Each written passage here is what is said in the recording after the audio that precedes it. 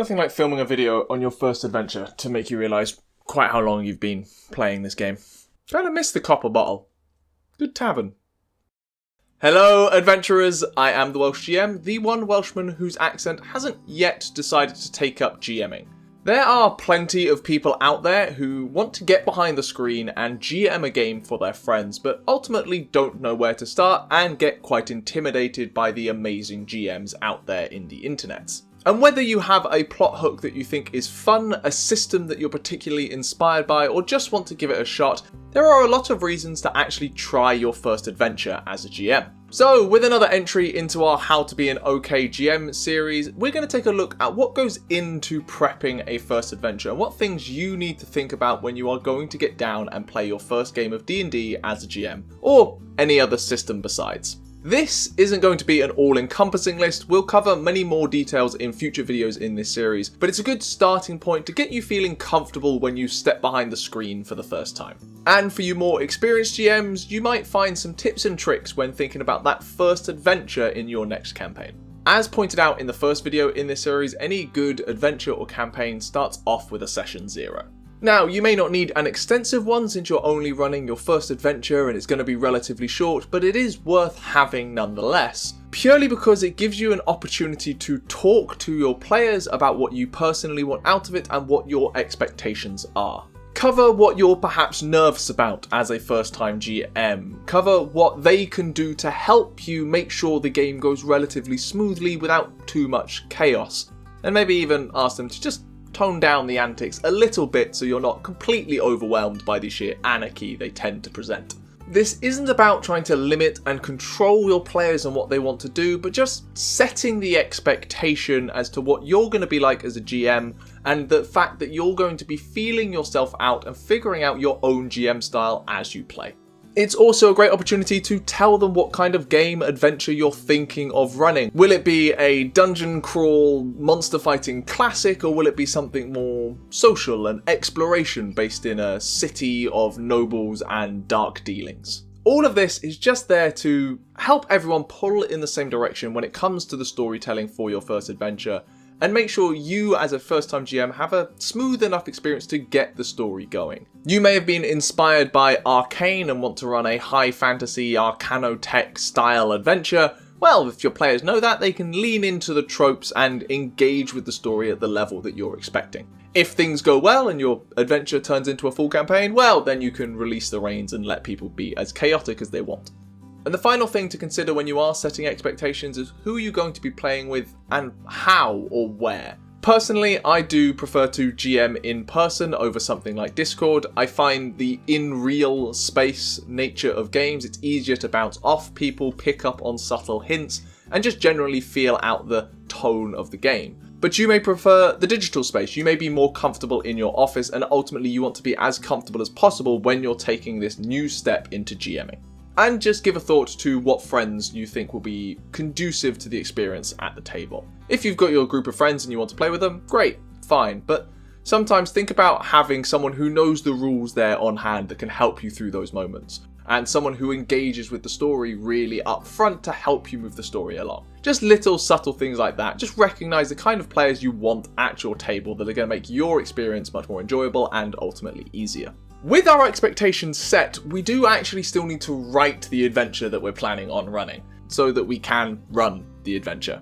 The number one piece of advice I would give any new GM is think about the length of adventure that you're proposing to run. It may seem logical to offer to run a one-shot because it's one-off, you're one and done and you're out.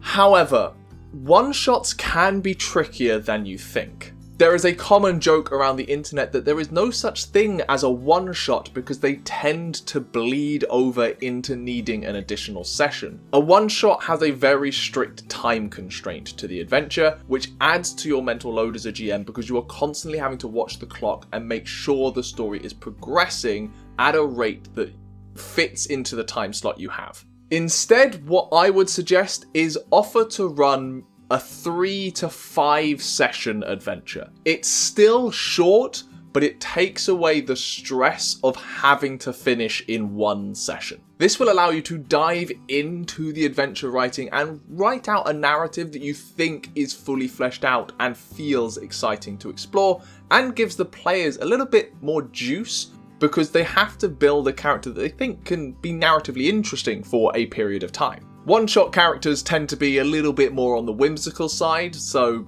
it's something to bear in mind. Of course, if you're having all of your friends over for an entire day at your house, then maybe that doesn't really matter. A one-shot at that point is the length of 3 normal sessions and you can easily fit it in. Regardless of the length of adventure you decide to run, what's probably more important is the actual adventure that you plan to run. Otherwise, you don't really have a story to explore.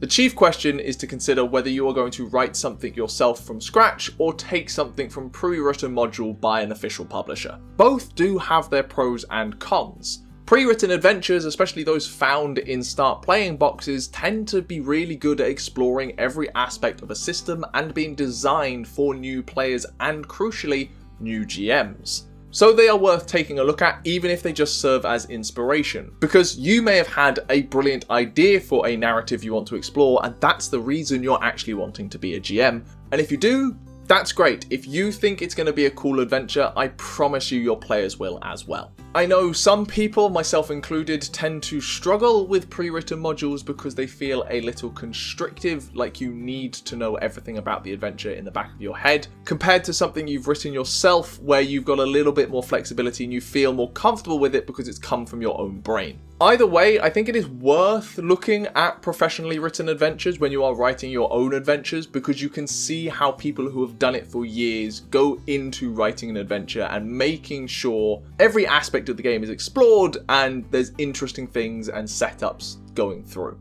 D&D adventure anthologies are a great place to look, as they contain concise, self-contained adventures that have a neat start to finish arc. One of the most common things I hear from people when it comes to getting behind the screen is, "Oh, but I don't really know the rules that well." Here's the secret every GM knows.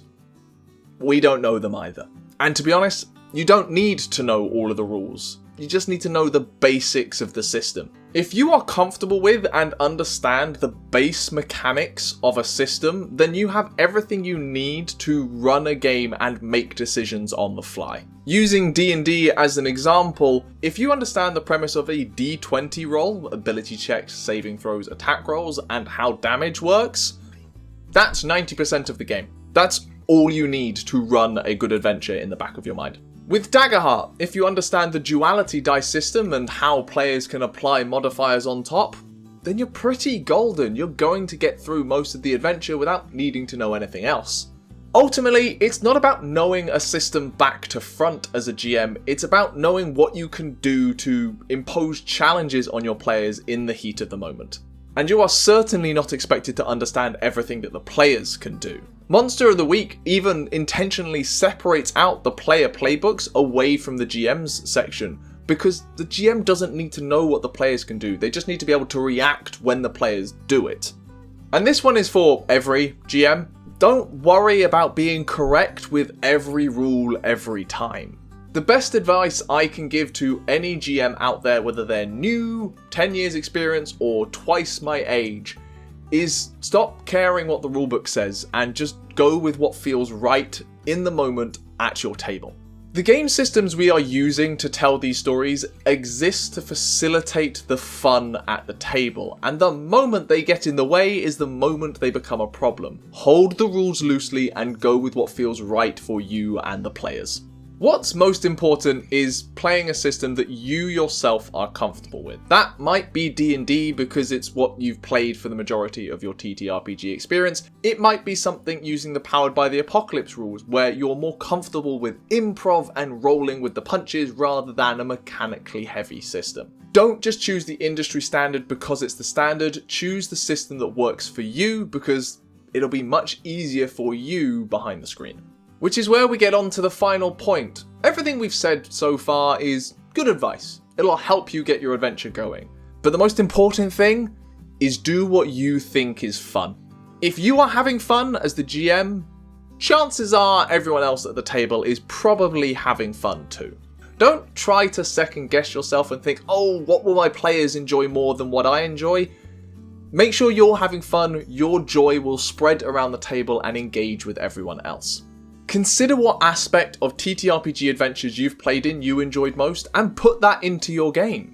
Do you prefer social and roleplay moments and playing opponents off each other and making NPC deals? Then write an adventure that's a city full of nobles making political deals to figure out who the next lord or king is going to be.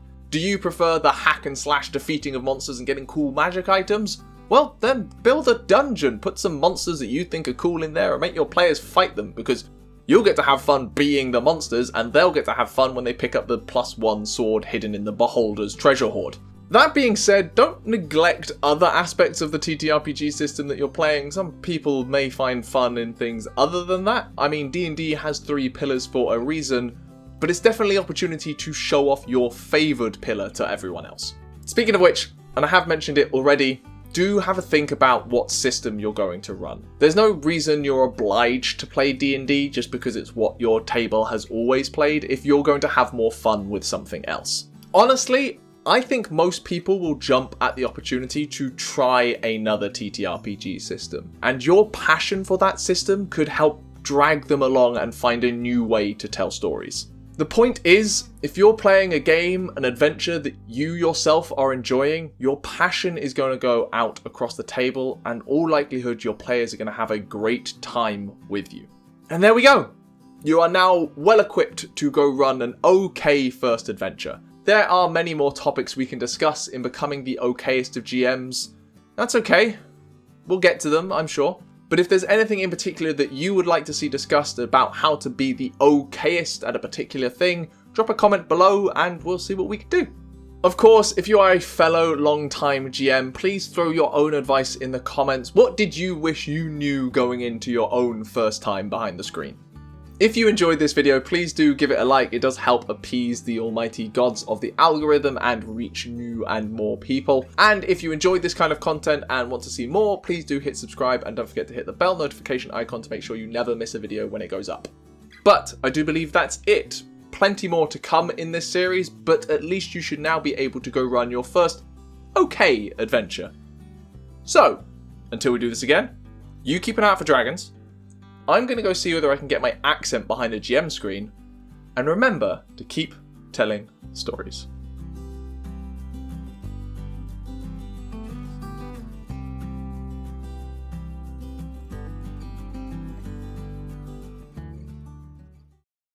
Love the police helicopter orbiting around while you're trying to film a video. It's good ambience. Definitely not distracting at all. We done? Cool.